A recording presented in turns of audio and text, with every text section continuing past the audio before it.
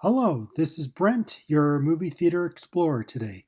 And today I'm just going to share a few little updates. I think it's been a couple weeks since I last recorded an episode. It's obviously, I'd say, um, a shorter length than waiting 2 months. So right now I don't have a whole lot to discuss, so it might be a little bit of a shorter one, but honestly, having shorter ones and more of these is probably a good thing as opposed to maybe a longer one that you only get like every 2 months. Anyway, so I want to start by talking about a couple of the recent movies that I've seen recently. And so one of the big ones I saw was the movie Sketch, um, distributed by Angel Studios. So I saw this. I went to a secret movie screening. So some movie theaters, I think they have various names to it. I went to one at Cinemark. I Yeah, the name's kind of, I think it's just secret movie, but regardless. So what the idea is, all you get is the rating, and you just go and you pay for the ticket. You're not sure which one you're exactly going to get. Yeah, you might have a few ideas some of the time, but you get the rating, and that's about it. And then you go and you get completely surprised by what they drop. And so this was on, I think it was, let's see, I think the 28th, and I'm going to be checking my ticket right now that I have that I can confirm this.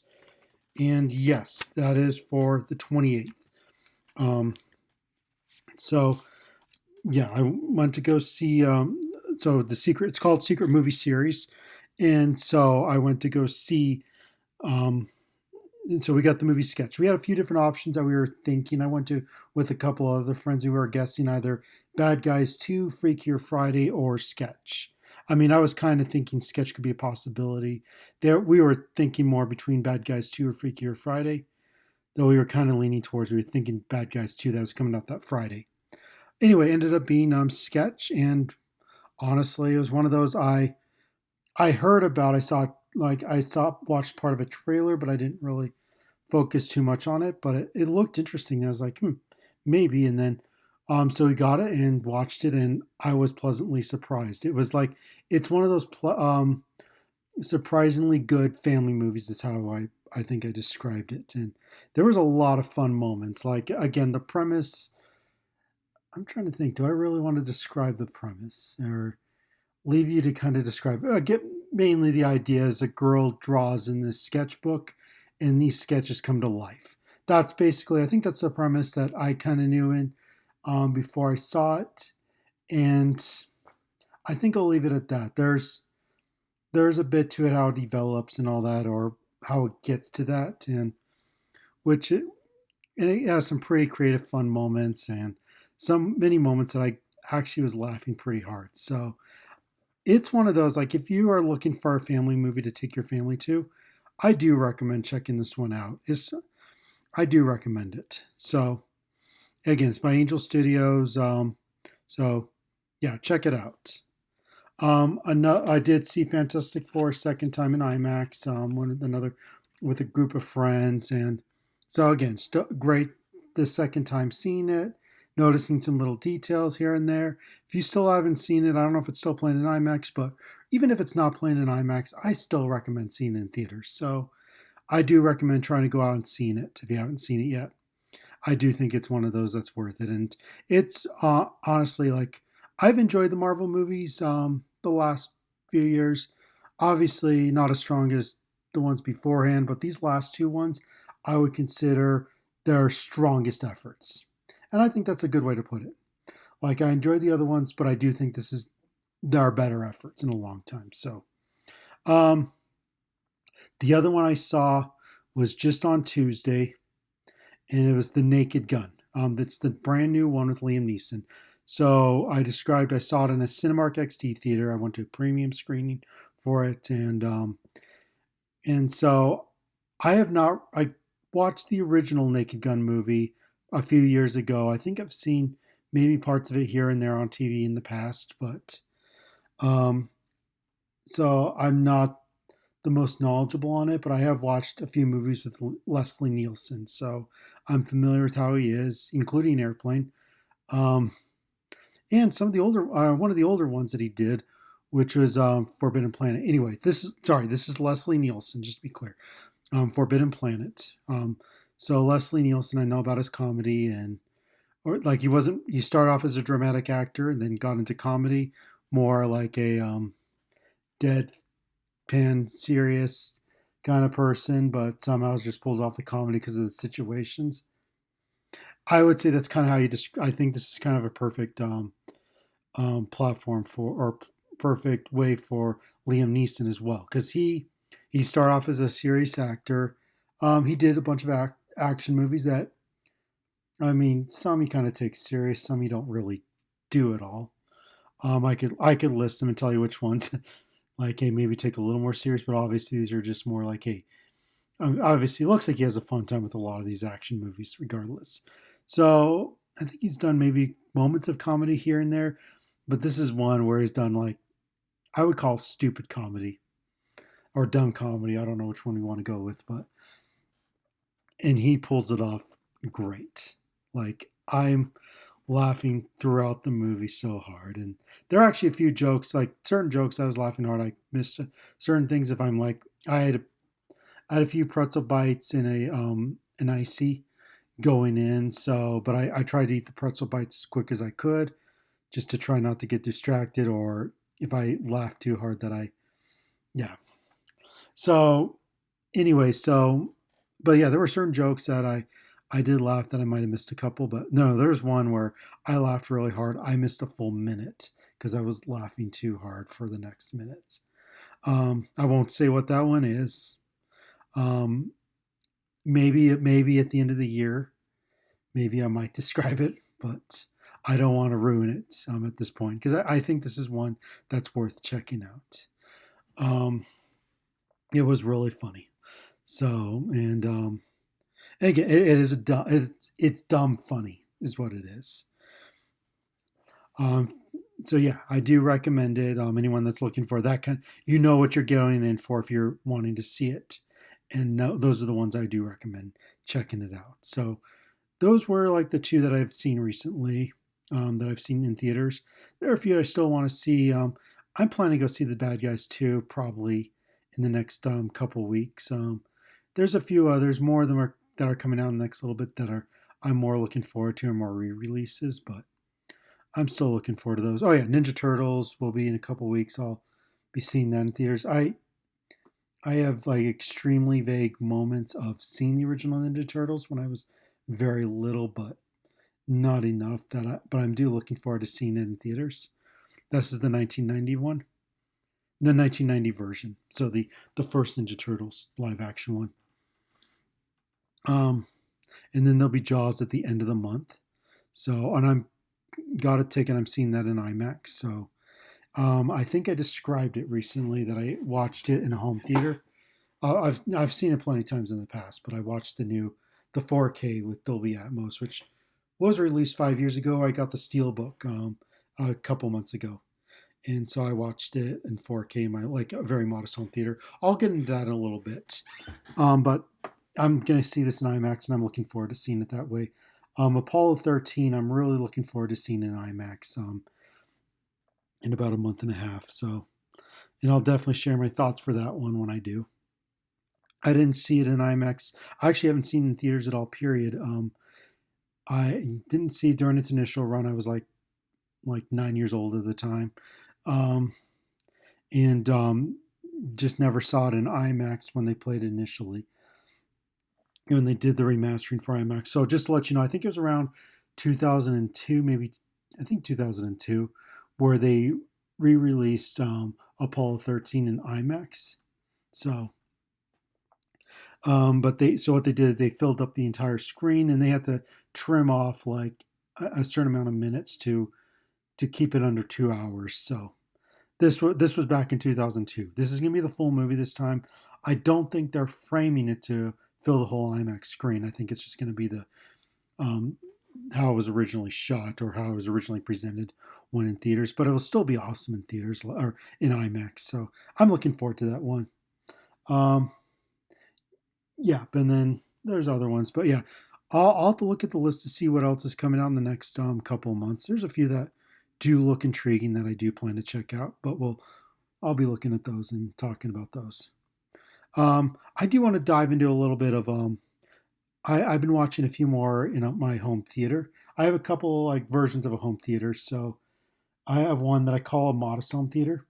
It is a 55 4K TV, pretty very standard one. Um, and I have a 7 point. It's a 7.2 receiver, though I'm only got one subwoofer attached to it, and the speakers are pretty standard bookshelf speakers, and a couple of up-firing speakers for the Atmos. But my receiver is a um, Onkyo, I think how you say it.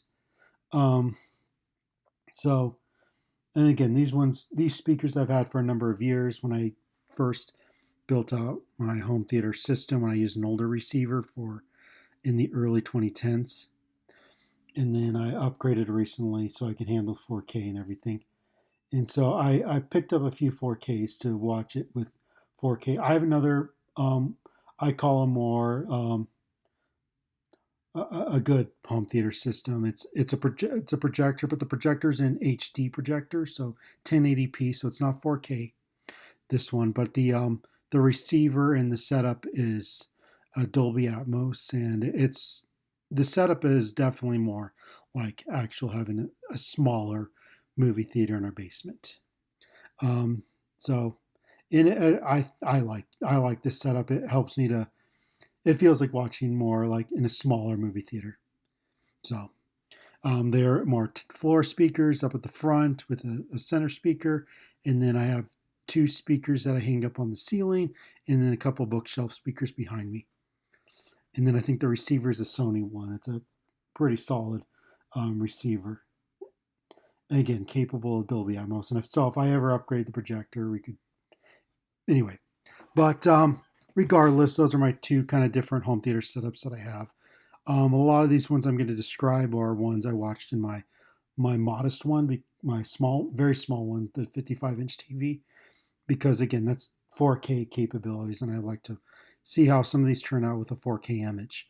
And so, um, I watched some of the ones I picked up were from the Criterion from the 50% off sale of Barnes and Nobles, and so got a it's a one of them I watched was called 32 Short Films About Glenn Gould.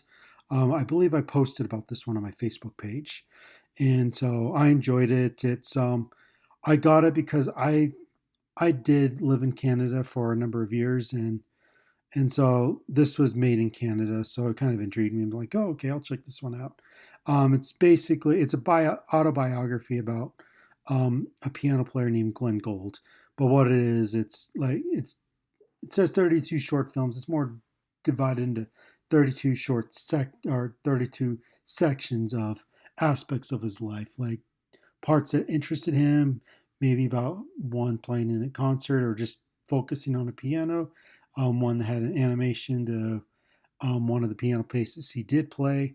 So yeah, and it was definitely I definitely really enjoyed it. The image was really good. I did like how the 4K image turned out, and then it's a DTS HD 5.1. So just heads up, my system it is mainly again it does utilize the 5.1.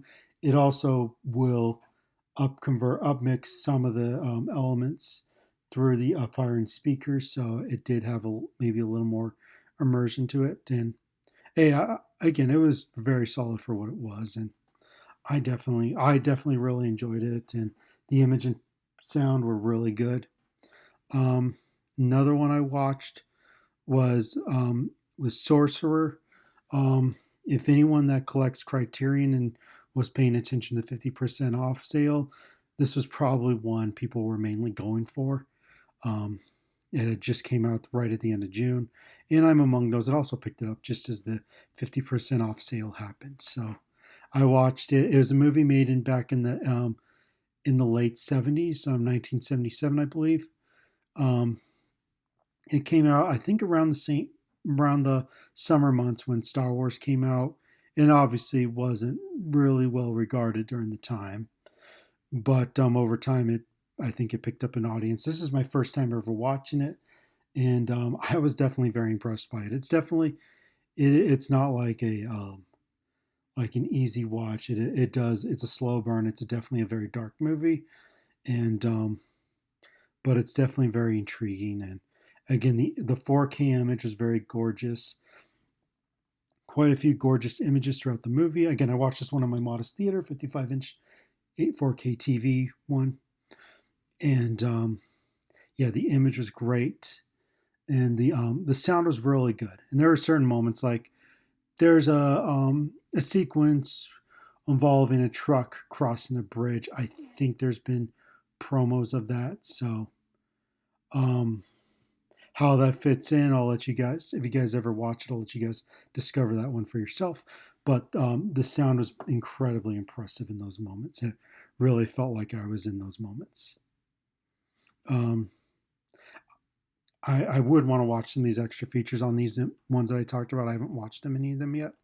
Other ones that I've watched were the with three of the James Bond movies. Again, my modest 4K, modest 55-inch 4K TV home theater setup.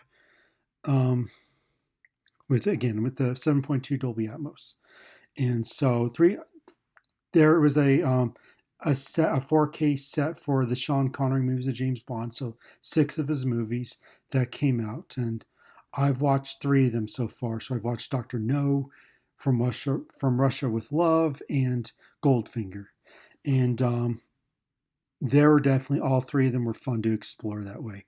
Um, they're a little more on the front side, but there are certain moments where you get that little extra immersion. From Russia with Love, like when they were in the train, I could feel like I could sense like it, being in the train. You can see all the speakers kind of playing in a little bit more, and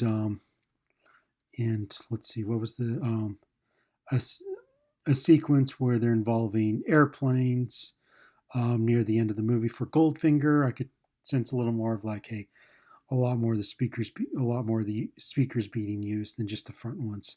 But regardless, and the images are actually really good.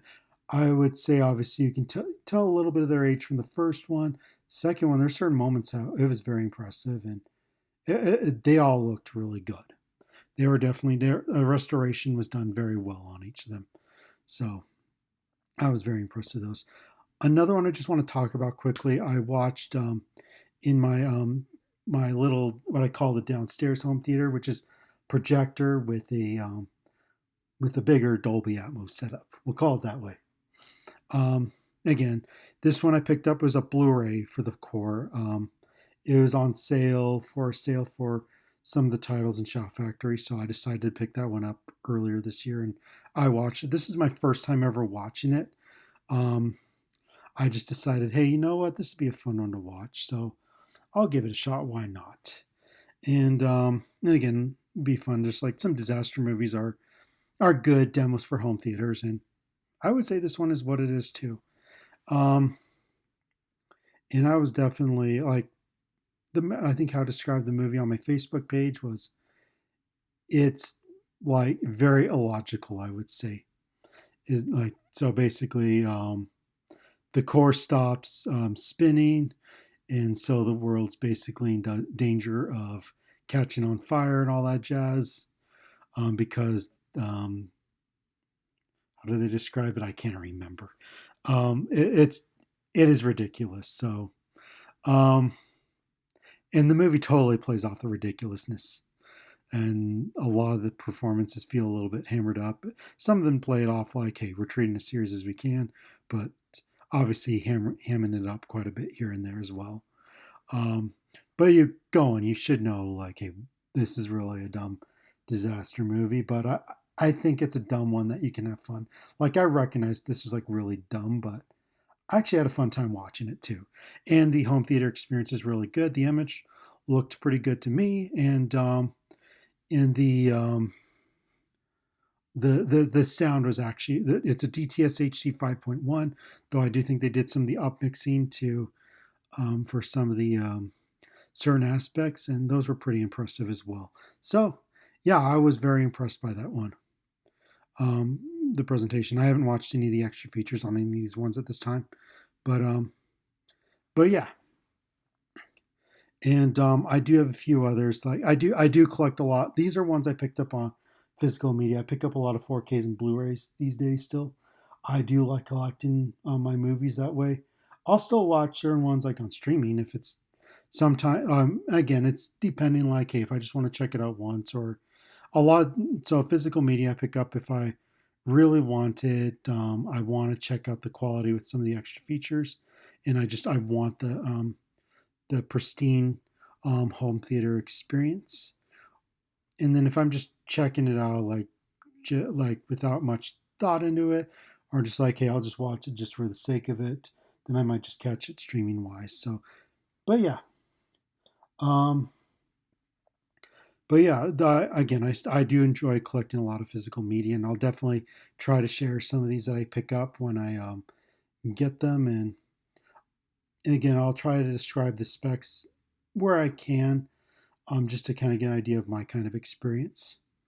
Um, but yeah, there's definitely a few that I'm looking forward to getting that are coming out in the next number of months, and a few that I picked up that I am looking forward to watching. That so yeah. I'm trying to think if there's anything else I want to discuss at this time. I think I'll end it right here for today, and I will share more. Hopefully I can get another episode out in a couple of weeks, and I'll share some of these ones that I have any more that I recently see, and tell you what my experiences are. And um, yeah, thank you again for tuning in. And this is Brent, your movie theater explorer. You have a great rest of your day.